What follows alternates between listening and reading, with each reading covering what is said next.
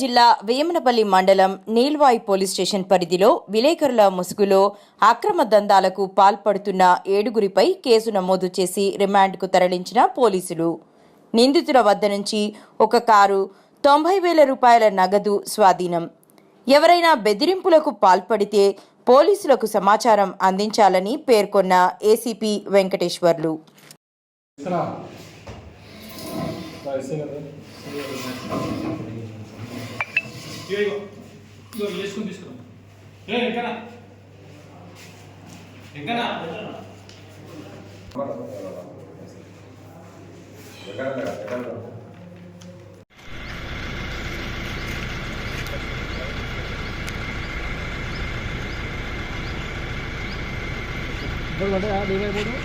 ఇద్దరు